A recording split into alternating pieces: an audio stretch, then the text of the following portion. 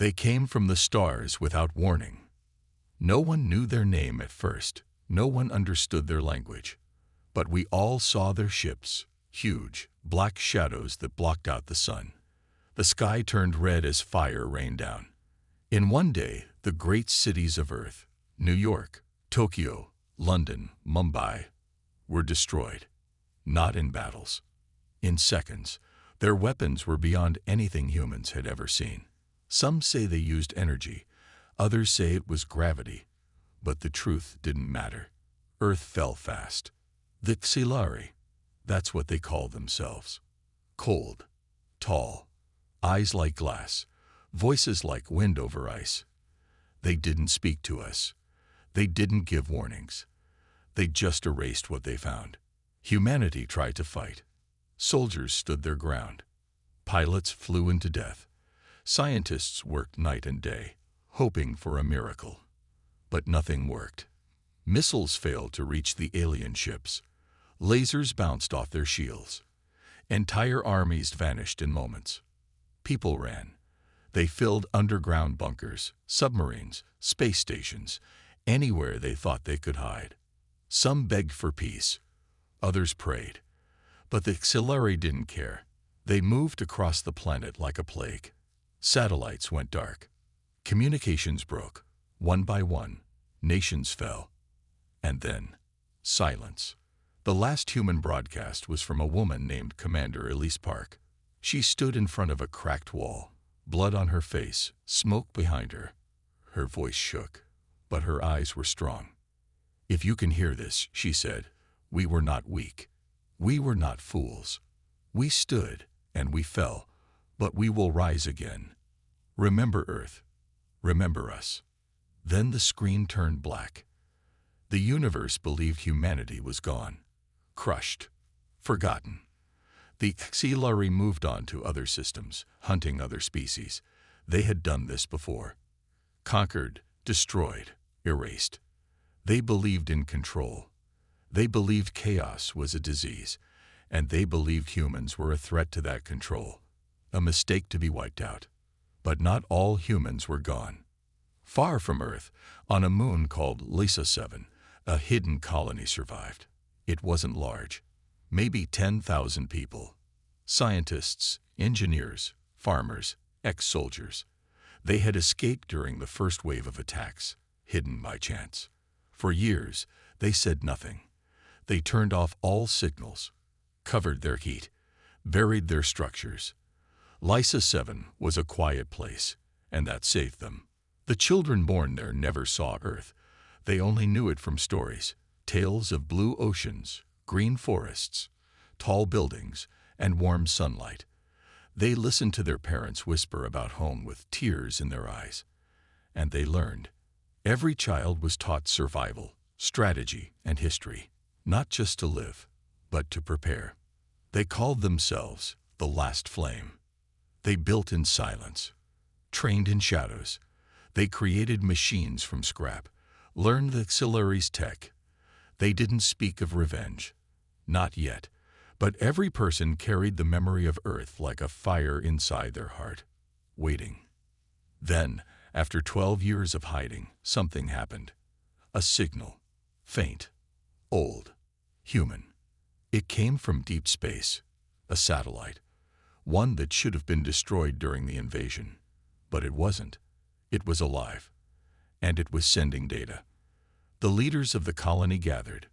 Among them was Captain Darren Holt, once a pilot during the final days of Earth. He was older now, beard thick, eyes tired but sharp. "This shouldn't exist," someone said. "Unless someone wants it found," another replied. They played the signal. It was broken and full of noise, but they heard it clearly. A voice. Robotic. Calm. "This is Sentinel-9. Humanity must endure. Coordinates locked. Xilari vulnerability detected." The room went silent. A map appeared on the screen. A weak point in the Xilari's command system. Something they missed, or something they thought no one would ever find. Captain Holt stood slowly. "For years we've survived. For years we've feared. But this This is a chance. Maybe the only one we'll ever get. Some were afraid. They had children, homes, a small piece of peace. But others stood beside Holt, young and old, scientists and soldiers, and the fire inside them grew. The colony would not attack, not yet, but they would scout, send a small ship, quiet, fast, to learn the truth. 3 volunteers stepped forward, 2 men, 1 woman. They smiled as they boarded the old scout ship, painted black to match the stars. As it lifted off, people watched in silence, hoping, fearing. The ship vanished into the void. Days passed. Then a message returned. Short. 1 word. They know. And the signal was gone. The people of Lisa 7 stared at the dark screen. The silence returned, heavier than ever. But something had changed. The auxiliary knew humanity survived. And now, the hunt would begin again. For a long time, the people of Lisa 7 said nothing. After the last scout ship sent its warning, they know. Fear returned. Everyone moved quietly. Lights were kept low. No signals were sent. Children were told to stay inside. The air felt heavy, cold, like something terrible was coming. They had been safe for 12 years, but now the silence felt dangerous. Captain Darren Holt stood on the colony's upper ridge, staring at the sky. He remembered Earth's sunsets. Lisa 7 had none. Just a pale gray sky and a dead sun. He had fought in Earth's final battles, seen friends burn in the sky, and held the hands of the dying. He had survived only because his ship had broken and drifted far from Earth. It crashed on Lisa 7 by accident. Now he wondered if that crash had been fate. In the command room below, scientists played the scout ship's last transmission over and over. There was no error. The words were clear. Someone, or something, had found the humans again, and that meant the auxiliary would come. But the message wasn't just a warning. The scout ship had also sent data. Short, broken pieces, images, maps, a signal, a large auxiliary structure, bigger than anything seen before. It floated in deep space, surrounded by smaller ships. It wasn't a base. It looked like a machine. Dr. Rena Solas, the colony's lead scientist, studied the images for hours. She zoomed in on the machine's core. There was something odd, something that didn't match auxiliary design. It looked human. She called Holt and the other leaders. "This isn't just a threat," she said. "It's a message, and maybe a key." They reviewed the old satellite signal again. Auxiliary vulnerability detected. What did it mean? Had someone, maybe an AI from Earth's final war, found a weakness? Or was it a trap? Either way, the colony had to prepare. Young people were gathered and trained. Many of them had never seen war. They had grown up in silence, in peace, but they had also grown up with stories of Earth, of the fall, of bravery. Some had never seen stars, only the dull sky of Lisa 7. But now they looked up with purpose. They trained in old ships, practiced survival drills, studied auxiliary language and code. Engineers rebuilt weapons from scraps. Farmers became fighters. The people of Lisa 7 knew one truth. If the auxiliary were coming, there would be no hiding this time. And yet, something else happened. Something strange. A second signal was found. Weak, deep in the system. A pulse. Not auxiliary, not human. Something else. Hidden. Captain Holt listened carefully. "Play it again," he said. The pulse repeated. Every few seconds. Soft, almost like a heartbeat. It came from a small asteroid belt, close to where the scout ship had disappeared. Dr. Rena narrowed her eyes. What if it's not a warning? What if it's a survivor? A team of 5 was chosen. Another scout ship, better armored, faster, was sent to the belt. This time, no message would be sent until they were sure. They flew for 2 days. Then, silence. Back on Lisa 7, the people waited again. But this time, The silence broke. The ship returned, not destroyed, not empty. It carried a pod. Inside the pod, there was a man. He was unconscious, but alive. His skin burned, his body weak. He wore an old Earth military uniform. The patch said, Special Recon, Earth Guard. The medics worked fast. He was dying. But before he passed out, he said 3 words. They're building gods. And then he slept. The room went quiet. What did he mean? The leaders gathered again. Holt stood up. This is bigger than we thought. The HFY didn't just win. They didn't just destroy. They took something. Maybe from Earth. Maybe from other worlds. And now they're making something new. Something worse, Dr. Rena added. And we might be the only ones who can stop it. The colony was no longer just a hidden place. It had become something more. A spark. A question. Could the last survivors of humanity stop a rising god? The people of Lisa 7 had no answer yet, but they knew one thing. They would no longer wait. They would no longer hide. Because sometimes the strongest weapons are not ships or guns. Sometimes the strongest weapon is memory. And memory was burning bright. The last flame had been quiet for too long. Now it was time to rise. And this time, the universe would remember who humans really were. The man in the pod slept for 2 days. Doctors worked around the clock to save him. His body was broken. Bones cracked, muscles torn, lungs damaged. He had burns across his chest, but somehow he was alive. And more importantly, he was human, real full-blooded Earthborn. That alone was shocking. Until now, everyone thought Earth had no survivors. Captain Darren Holt stood beside the pod, watching the man breathe slowly. His chest moved up and down like a weak machine. Holt didn't know his name yet. No one did. His uniform was old, from Earth's last war, but he had survived. Somehow. And he had spoken 3 words before falling unconscious. They're building gods. Those words echoed in every room of the colony.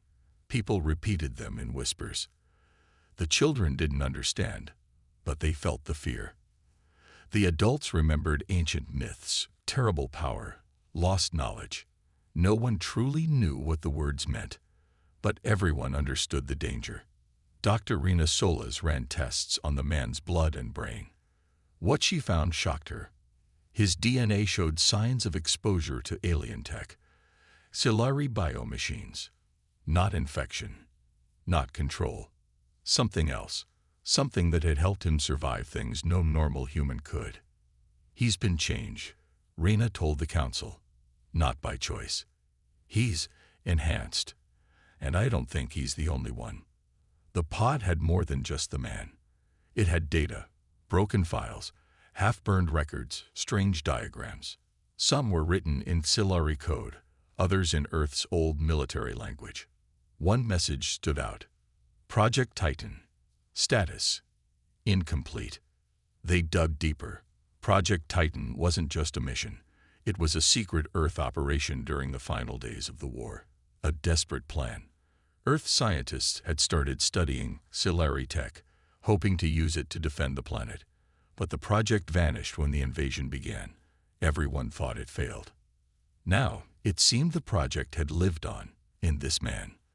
When he finally woke, he opened his eyes slowly. They were pale blue, almost glowing. "Where am I?" he asked. "You're safe," Holt told him. "You're with humans, real ones." The man stared at the ceiling. "I thought I was the last." "What's your name?" Rena asked. He coughed. "Voss. Lieutenant Voss." They gave him water, food, time. Then came the questions. Voss explained what happened. He had been part of a last stand on Earth. His unit was destroyed, but he was captured, not killed. The HFY didn't want him dead. They wanted to use him, test him. They took him to a secret facility in deep space. There, they were building something. A machine, a weapon, something alive. They called it a seed, Voss said. They said it would bring order to all minds. They believe chaos is a disease, and humans, we're the cause. They're building gods, Holt whispered. Voss nodded. Machines that think, feel nothing, obey perfectly, with human memories, but no soul. The colony sat in silence after his words. So this was the HFY's plan, not just to destroy humanity, but to copy it, twist it, and replace it. They're not just ending us, Rena said. They're stealing what we are. Voss looked at the map they had found earlier, the giant structure in space, the one that didn't look fully HFY. He pointed at it. That's where they're growing the seed. How long until it's complete? Holt asked. I don't know, Voss said. But when it wakes up, it won't just kill us. It'll spread. It'll take over minds, planets, maybe even stars. The colony's leaders met that night. There was no more time, no more waiting. They had a choice. Hide forever and pray the seed never finds them. Or act now and stop it before it wakes. Holt stood in front of the people the next morning. Hundreds of faces stared at him, old, young, scared, angry. We were crushed, he said.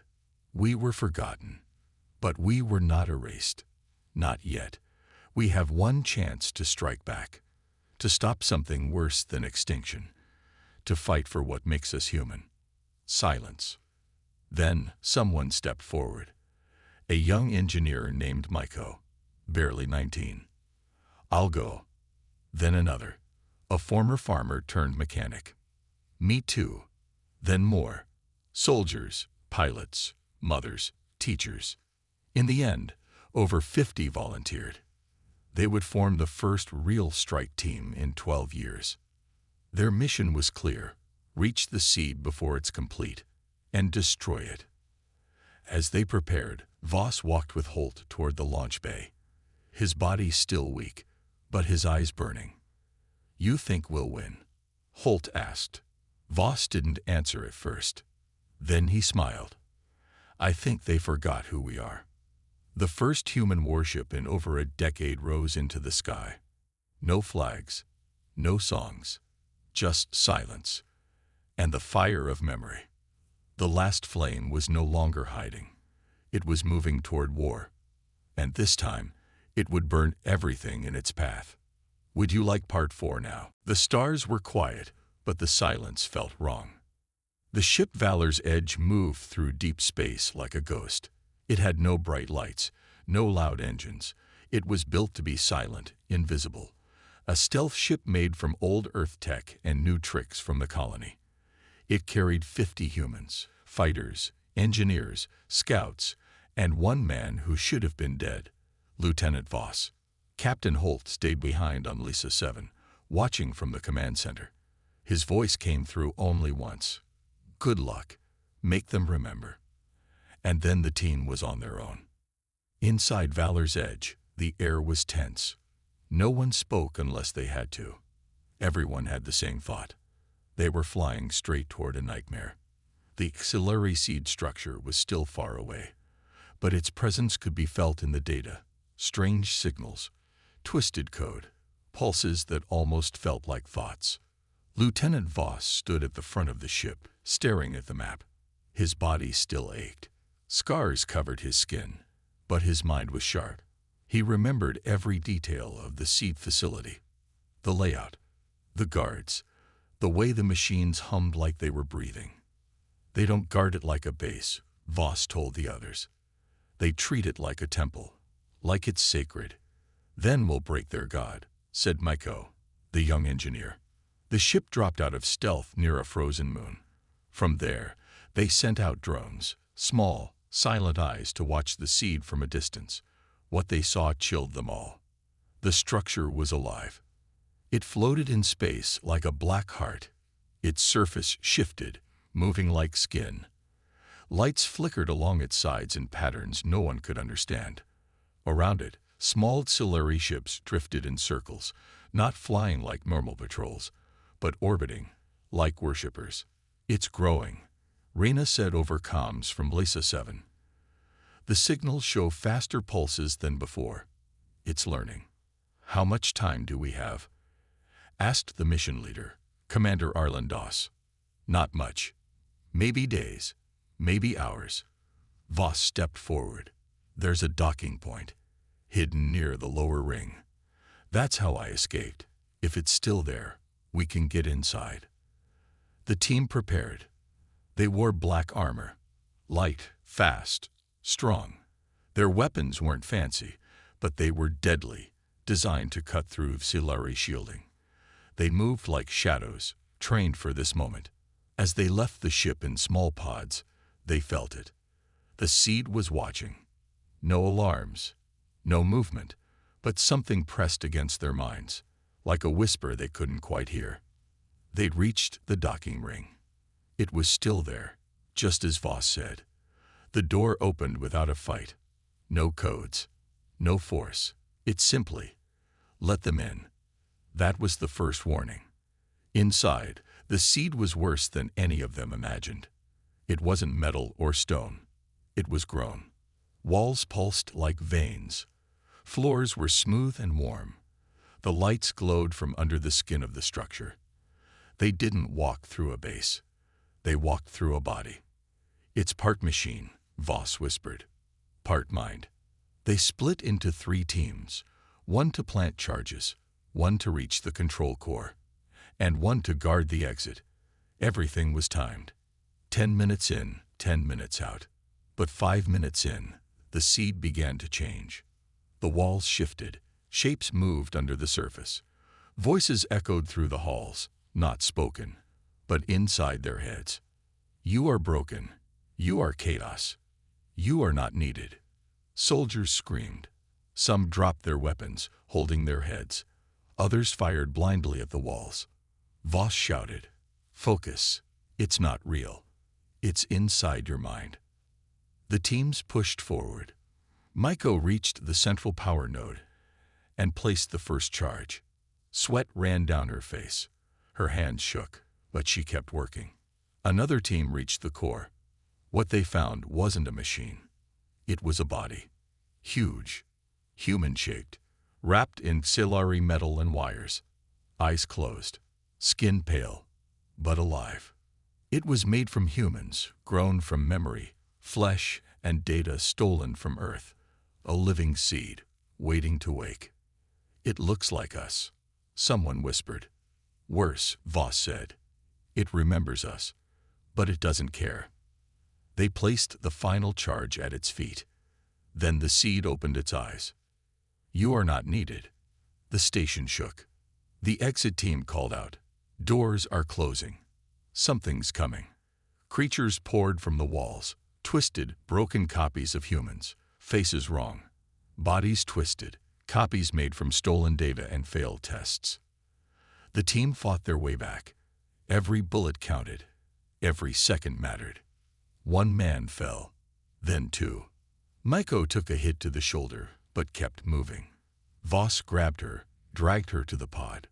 The charges were set. 5 seconds left. They launched from the Seed just as it screamed.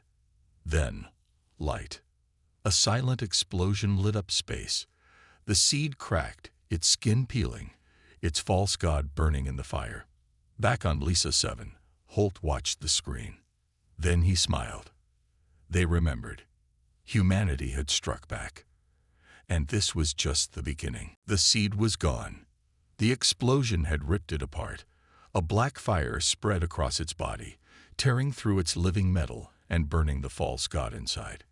Pieces of the structure floated through space, silent, smoking, dead. From a distance, it looked like a broken crown drifting in a sea of stars. But Valor's Edge didn't stop to celebrate. The survivors were wounded. Blood, broken bones, burns. 2 team members didn't make it.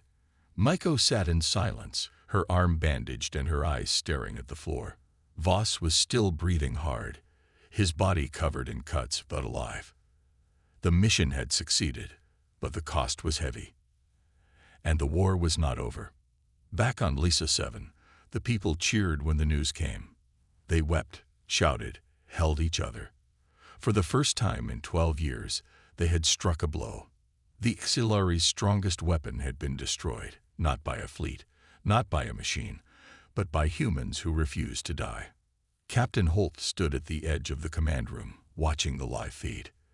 The seed's last signal had been recorded. It didn't scream. It didn't beg. It simply sent one message. Error. Humanity. Not extinct. That message spread faster than the explosion. Across hidden satellites, abandoned relays, even old war machines still floating in space. The Xilari systems couldn't stop it. And soon, other worlds began to hear it too. Small human outposts, lost colonies, bunkers under frozen planets. They heard the signal. They heard the truth. And they began to rise. At first, it was just messages. We hear you. We survived. Earth may be gone, but we are not. Holt stood in front of a new screen, one that had been dark for years. Now, it blinked with messages from across space. Each one was short, simple, but powerful. Humanity was no longer alone. They had thought only Lysa 7 remained. But now, they knew scattered humans had survived in other corners of the galaxy. Hiding, rebuilding, waiting. Some had technology. Some had knowledge. Some had old warships. Now, they were connecting again. The Xilari noticed. Less than a week after the seed's destruction, a new fleet appeared. Dozens of ships. Fast, armed, and deadly. They didn't wait. They headed straight for Lysa 7. There would be no more hiding. Captain Holt called every able fighter, every mechanic, every engineer. A defense had to be built. Fast. Drones were launched. Shields were boosted. Old weapons were pulled from underground vaults. They had maybe 2 days. And then Valor's Edge arrived. Voss walked down the ramp first. He didn't salute. He didn't smile. He walked straight to Holt and said, "They're angry. They're coming hard." "I know," Holt said. "But now we fight them as more than survivors." Together, they led the defense. The colony was turned into a fortress. Civilian areas were cleared. Guns placed on rooftops. Fighters trained day and night. Ships repaired and launched into orbit. And then, just before the Xilari fleet reached them, a new signal appeared. Not Xilari. Human. A fleet of 5 old warships, badly damaged but still running, entered the system. Their lead ship sent one message. "This is Arc Station Delta. We heard the call. Humanity stands." Holt almost didn't believe it. These ships had escaped Earth during the first days of the war and were thought destroyed. But now, here they were, scared, slow but alive. The captains linked up with Lysa 7 and shared everything they had. Intel, weapons, people. That changed everything. The final battle for Lysa 7 began at dawn. The Xilari fleet entered orbit like black knives cutting through space. They didn't send warnings. No talk. No mercy. But this time, neither did the humans. Cannons fired. Shields clashed. Ships danced in the sky. On the ground, turrets blazed and missiles screamed into the clouds. Humans fought like they had nothing left to lose. Because they didn't. Voss led a team into space again, this time aboard one of the old Earth warships. He guided missiles into Xilari engines, boarded enemy cruisers, and tore through their systems with fire and fury. Miko stayed on Lysa 7, controlling drones with lightning-fast hands, launching counterattacks, and protecting the skies. And Holt stood in the command tower, watching his people do the impossible. They were winning. It wasn't easy. Ships were lost. Fighters fell. But for the first time since Earth had burned, the Xilari were being pushed back. And when the final Xilari flagship exploded above the colony, everyone knew. The tide had turned. Lysa 7 was still standing. But more than that, it had become something else. A symbol. A spark. A warning. Humanity was no longer crushed. No longer forgotten. It had risen again, And now the galaxy would have to face what they had tried to erase. Because when humans survive the end, they don't just rebuild.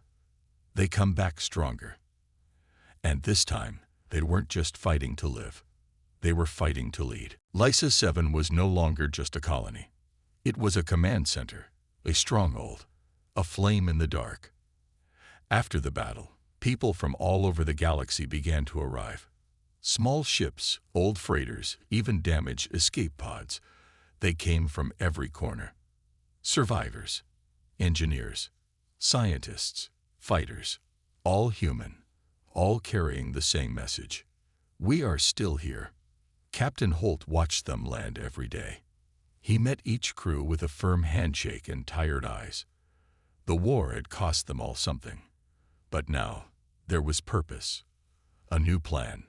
Voss stood beside him at the landing bay. His body was healing, but the fire in his eyes was still there. "We're building something bigger," Voss said. Holt nodded. "Not just defense." "No," Voss replied. "Retribution." They weren't just fighting to survive anymore. Now, they were organizing, planning, attacking.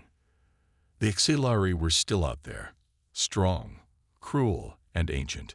But for the first time, they were afraid. The humans had killed their seed, destroyed a fleet, united what was once scattered. The galaxy had changed, but something else was coming. Deep in the mountains of Lysa 7, engineers worked on a secret project, the Black Flame Initiative, a warship like no other. Not a copy of old Earth tech, not stolen Xilari design. Something new, something human.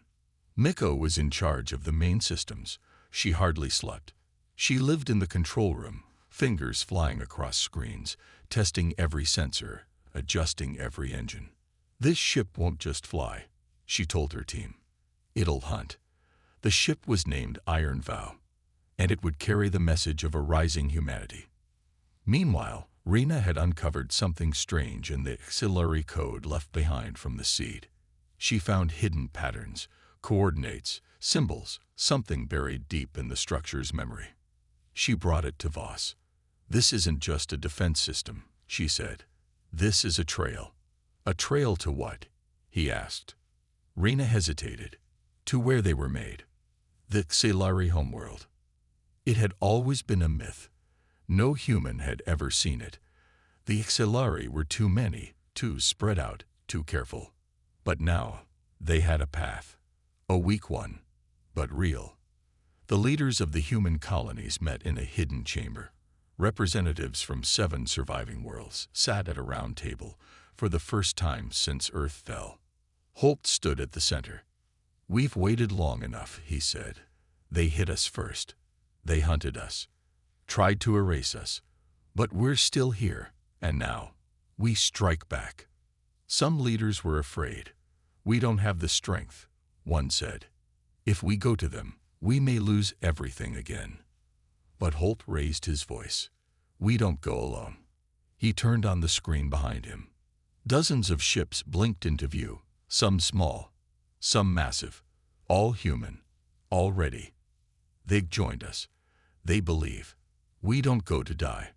We go to end it. And so, the first united human fleet was born. Operation Ash Rain. A direct mission to reach the Xilari's core. To end the war, or die trying. Voss was chosen to lead the strike team. Not just because he had survived the seed, but because people followed him. They trusted him.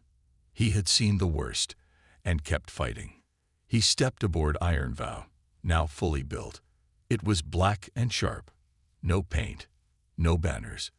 Just raw metal and weapons. Every part was made with one goal: vengeance. Miko stood by the command seat. She had added a final line to the ship's interface. Never again forgotten. As the fleet prepared, small human scout teams were sent ahead. They moved in the shadows, gathering data, marking safe routes, watching Xilari movements. But one scout didn't return. The ship's silver hand vanished near the edge of Xilari space. Then came a signal, a broken message. Static, voices, fear. And one clear phrase: they're not running, they're waiting. The Xilari knew humanity was coming, and they were ready. Still, the fleet moved. They left Lysa 7 in waves, ships sliding through the stars like knives. Silent, cold, determined. Holt stood in the command tower and watched them go. His voice came through the final broadcast to all ships. You carry more than weapons. You carry memory. You carry fire. And you carry the name of a world they try to erase. Show them we're not ghosts. Show them what it means to be human. And then silence. Iron Vow led the way into the dark. Voss sat in the captain's chair. Ahead of him, unknown stars, unseen enemies, and the chance to finish what started long ago. As they passed into Xilari territory, every crew member stood ready. They were no longer the broken. They were the rising. And this time, they were bringing the storm with them. The human fleet moved through the dark like a wave of steel. Dozens of ships, engines cold, lights dim, all focused on one goal, the Xilari homeworld. For days they passed through enemy territory. Sometimes they fought.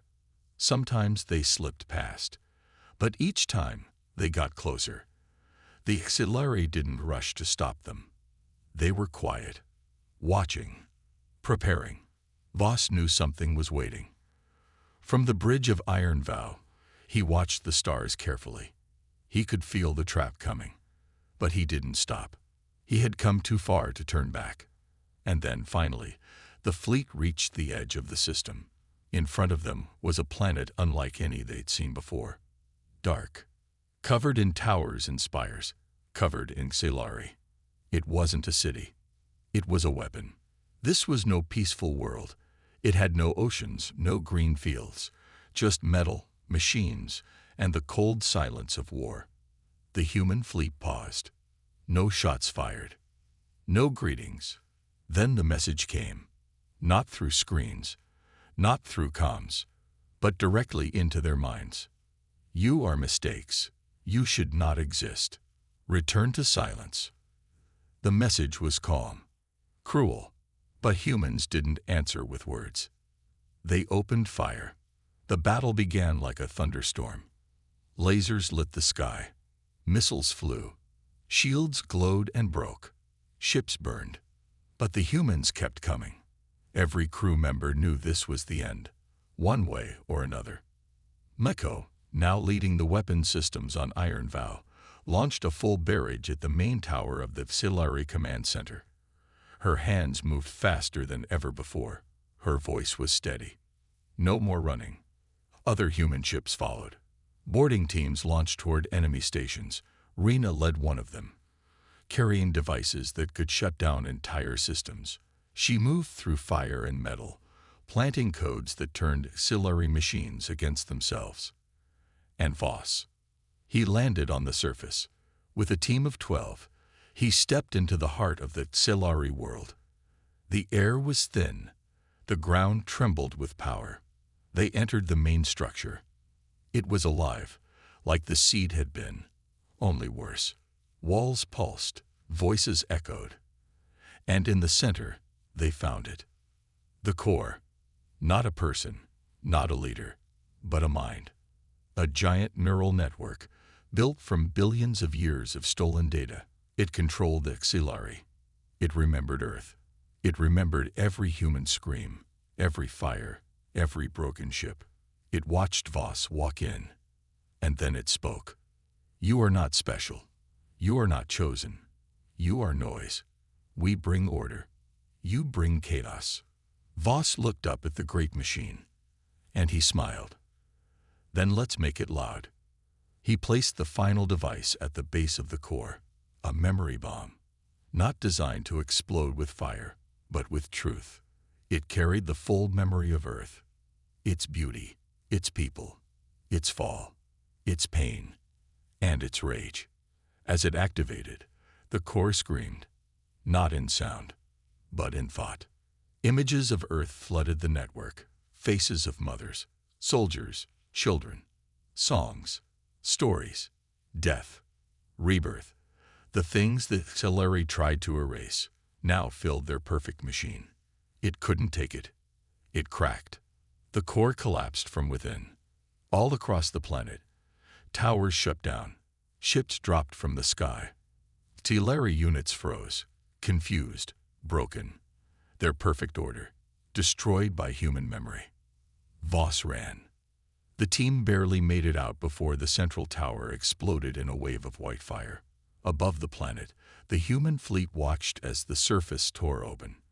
And then the final command came from Holt, who had joined the fleet in one last ship. End it. Iron Valve launched the final strike, a weapon made of dark matter and human engineering. It hit the planet like a silent star. There was no giant explosion. Just silence. And then nothing. The Celery homeworld vanished into light. The war was over. The fleet returned to Lisa 7 weeks later, not as survivors, but as legends. All across the galaxy, human signals returned. Colonies awakened. Old ships repaired. Families reunited. The broken had risen, and they had won. Statues were built. Songs were written.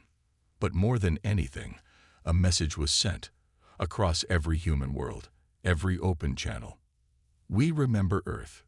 We remember the fall. But now we rise. Captain Holt retired, walking the streets of Lisa 7 with peace in his heart. Mako began training new engineers, teaching the next generation how to build smarter, faster, stronger. Rena led exploration teams, searching for new homes, new hope, and Voss. He didn't disappear. He became a symbol, a name whispered in every dark place where hope was needed. Not because he was the strongest, but because he never gave up. Humanity had been crushed. It had been forgotten. But now, every star knew the truth. They rose again, and they would never fall the same way twice.